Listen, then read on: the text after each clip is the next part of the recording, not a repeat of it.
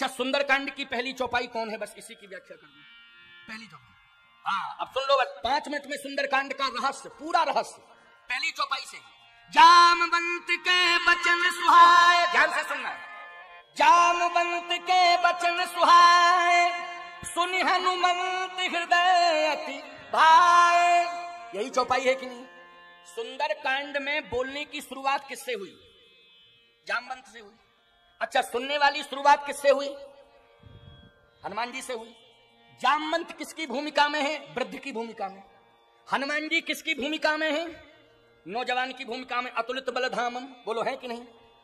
तो सीधा सा अर्थ यह है कि अयोध्या का बालकांड, भगवान की बाल लीला, बालचरित, अयोध्या कांड में महाराज दशरथ का मरण, भरत जी के चरित्र का विस्तार, चरण पादुकाओं को लाना और राज्य सिंहासन पर स्थापित करना आदि आदि। अरण्य कांड में कौन नहीं जानता है सीता जी का हरण, गीधराज जटायु का उद्धार। किष्किंधा कांड में हमने आपको बताई दिया राम जी की सुग्रीव जी की मित्रता और बाली का निधन।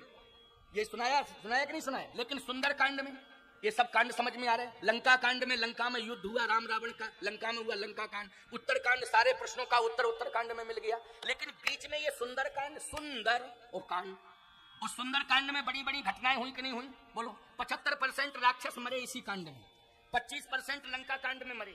75% जिस कांड में राक्षस मरे हो। अच्छा, पूरी लंका में आग लगी, किस कांड में लगी? बोलो।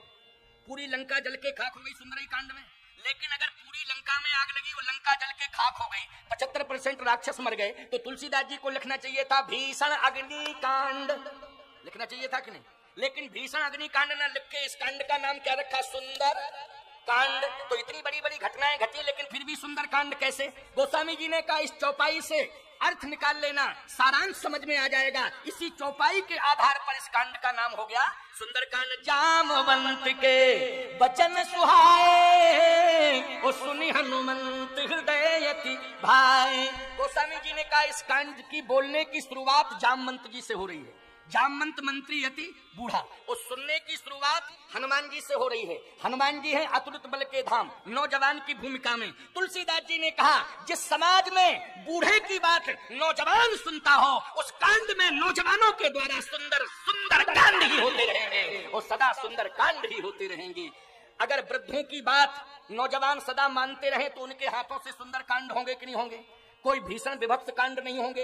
याद रखना, आज नौजवानों की बात कोई सुनना नहीं चाहता है, इसलिए ना सुनने के कारण नौजवानों के द्वारा विभत्स कांड होते हैं कि नहीं होते हैं? और यदि समाज के नौजवान आज संकल्प ले लें, इस भरी सभा में, इस विशाल यज्ञ में संकल्प ले लें कि हम हमेशा जो भी कार्य करेंगे वृद्धों को प्रणाम करके और वृद्धों की आज्ञा को स्वीकार करते हुए करेंगे, उनके हाथों से सदा सुंदर कांड ही होते रहेंगे। इसलिए हनुमान जी बूढ़े की आज्ञा लेकर के जा रहे हैं। हनुमान जी के हाथों से जो भी कांड हुआ उसको सुंदर कांड से जोड़ा गया। एक और अर्थ 2 सेकंड का, क्यों मूल बात बता दी मैंने कि नहीं बता दी? अच्छा, दूसरा अर्थ क्या है? बोले जामवंत के बचन सुहाए, और सुनि हनुमंत हृदय अति भाए। ये सुहाए क्या है और भाई क्या है? भाई और सुहाए में अंतर है। जो सुहाए है वो भाई नहीं, और जो भाई है वो सुहाए नहीं। आप कहोगे महाराज जी सुहाए क्या है, भाई क्या है? सुहाए मानी सुंदर लगना, और भाई मानी हमारे अनुकूल। जैसे 56 प्रकार का व्यंजन थाली में परोस दिया जाए और 56 प्रकार के व्यंजनों को हम देखें, रसगुल्ला सुहाए बहुत अच्छा, लड्डू सुहाए बहुत अच्छा, कलाकंद सुहाए बहुत अच्छा, जलेबी सुहाए बहुत अच्छा, सुहाए। लेकिन खाइए, बोले भाई नहीं, क्योंकि डायबिटीज है, इसलिए सब सुहाए लेकिन भाई नहीं। क्यों नहीं भाई? बोलो। क्योंकि डायबिटीज है इसलिए भाई नहीं। तो भाई क्या? बोले चटनी रोटी मिल जाए तो भाई, चटनी रोटी खाने को मिल जाए तो भाई। हनुमान जी को जितने भी वचन जामवंत जी ने कहे वो सब सुहाए तो थे, लेकिन भाई नहीं। एक ही वचन भाया। वो क्या भाया? बस 2 मिनट की बात है, सुना दूं क्या? सुंदरकांड पूरा हो जाएगा, क्योंकि मैंने कहा था आपसे कि सुंदरकांड भी सुना दूंगा। चिंता मत करो, बिल्कुल तुम तो बैठे रहो, हम मूड में बैठे हैं, सुनाते ही रहेंगे, तुम चिंता मत करो। और तुम लोगों ने भी देखो तो सन्नाटा छाया हुआ है, कहीं से कोई उथल पुथल दिखाई नहीं दे रही है, एकदम सब तटस्थ भाव से बैठे हुए।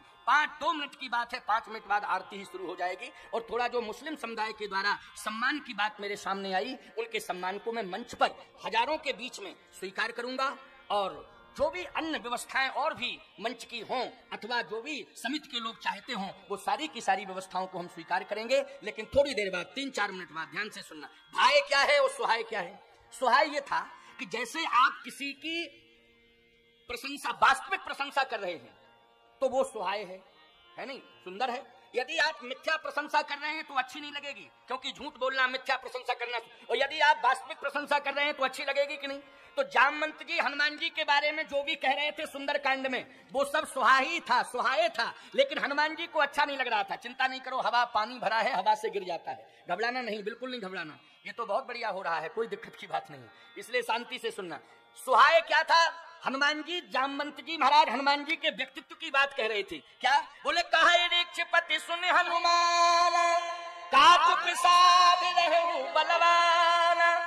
तुम्हारे जैसा बलवान चुप्पी साधे बैठा, ये अफसोस है। अच्छा सही बताओ ईमानदारी से, हनुमान जी से बड़ा बलवान है कोई दूसरा? और जामवंत जी यदि बलवान कह रहे हैं तो वास्तविक प्रशंसा है कि मिथ्या प्रशंसा है? वास्तविक प्रशंसा है। हनुमान जी कुछ नहीं बोले क्योंकि सुहाय है लेकिन भाई नहीं है, इसलिए चुपचाप बैठे। फिर जामवंत जी ने कहा, पवन तनय बल पवन समान, बुद्धि विवेक विज्ञान निधान। बोलो भाई, बुद्धि विवेक विज्ञान निधाना जो भी जामवंत जी कह रहे हैं वो सत्य है कि नहीं? बोलो है सत्य कि नहीं? सुहाय है, लेकिन हनुमान जी कुछ नहीं बोल रहे हैं इसलिए भाई नहीं। जामवंत जी ने फिर तीसरी बार कहा, कवन सुकाज कठिन जग माही, और जो नहीं हो ये तात तुम पाही। कौन सा ऐसा कार्य है?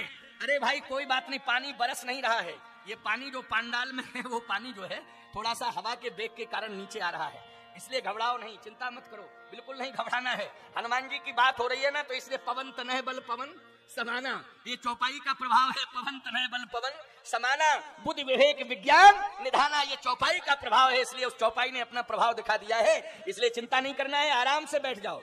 पानी अपना काम करे, वाणी अपना काम करेगी, पानी को अपना काम करने दो, वाणी को अपना काम करने दो, इसलिए घबराने की कोई जरूरत नहीं है। आराम से बिल्कुल तटस्थ होकर के खड़ी रहो, चाहे बैठ जाओ तो बहुत अच्छा रहेगा, और शांति से, कोई बात नहीं है। पानी तो थोड़ा बहुत आता ही रहता है, बरस नहीं रहा है, जो भरा हुआ है वो हवा के बेग से आ रहा है, इसलिए घबराने की कोई जरूरत नहीं है, चिंता मत करो। पवन तनय बल पवन समाना, बुद्धि विवेक विज्ञान निधान। लेकिन हनुमान जी फिर भी कुछ नहीं बोले, हनुमान जी चुपचाप रहे।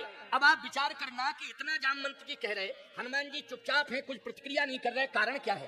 कारण यही है, सुंदर कांड संकेत दे रहा है कि जामवंत जी यथार्थ प्रशंसा तो कर रहे हैं, लेकिन हनुमान जी को वो वचन भा नहीं रहे हैं। वचन सुहाए हैं लेकिन भा नहीं रहे हैं। तुलसीदास जी से पूछा, जब वचन सुहाए हैं, वास्तविकता है, तो हनुमान जी को क्यों नहीं भा रहे हैं? तुलसीदास जी ने कहा इसलिए नहीं भा रहे हैं क्योंकि हनुमान जी की ही प्रशंसा कर रहे हैं जामवंत जी, और हनुमान जी अपनी प्रशंसा सुनने के आदि नहीं है। यदि हनुमान जी को कोई जगाना चाहता है, प्रभावित करना चाहता है, तो हनुमान जी की प्रशंसा न करके श्री राम जी की प्रशंसा शुरू कर दे तो हनुमान जी जाग जाते हैं, यही है भाई। और जैसे ही जामवंत जी ने चौथी बार में कहा राम काज लगी, अब हनुमान जी गर्दन उठाया।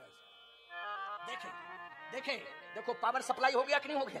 हो गया कि नहीं? क्योंकि प्रशंसा, राम जी का नाम लिया, राम काज लग, अरे तू ये अवतारा, तो सुनते हैं भय पर्वताकार। सुनते ही हनुमान जी ने पर्वताकार शरीर बना लिया। सीधी सी बात यह है कि तुम्हारा अवतार राम काज के लिए हुआ है, राम काज करने के लिए तुम आए हो। और जैसे ही राम काज की बात सुनी तो ये वचन भाए, और जैसे ही भाए तो सीधे पर्वताकार शरीर बना लिया। पर्वताकार शरीर का मतलब है उत्साह। क्या मतलब है? उत्साह। इसलिए इतना उत्साह बढ़ गया कि राम काज करने का संकल्प ही ले लिया। बूढ़े जामवंत जी महाराज आज्ञा दो, जामवंत में। अब एक और बात सुन लो, 1 मिनट की, ठीक है ना? मतलब बढ़ा नहीं रहा हूं, बस केवल सुंदर कांड का महत्व और इस चौपाई में क्लियर हो जाएगा।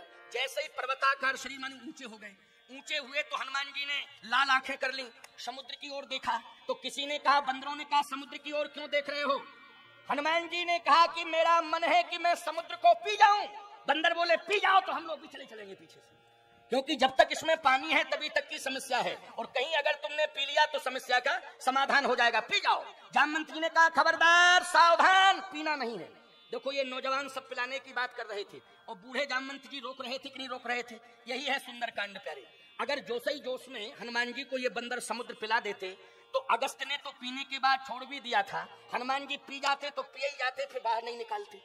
और याद रखना, अगर समुद्र का पानी हनुमान जी पी जाते तो क्या बादलों को पानी मिलता? और बादलों को पानी नहीं मिलता तो ये बरसता क्या? कभी नहीं बरस सकता था। इसलिए ना तो बादलों को पानी मिलता, ना पानी बरसता, सृष्टि सूखी हो जाती, सृष्टि का संतुलन बिगड़ जाता। लेकिन जैसे ही जामवंत जी महाराज ने कहा पीना नहीं है, फिर इसको लाघना है, और लाघने के बाद क्या करना है? बोले इतना करना है कि इतना करहु तात तुम जाई, और सीत ही देख कहूं सुधि आई। केवल समुद्र लांघना है, सीता जी की सुध भगवान राम को सुनाना है, इतना करना है। तो जामवंत जी की बात को हनुमान जी ने माना कि नहीं माना?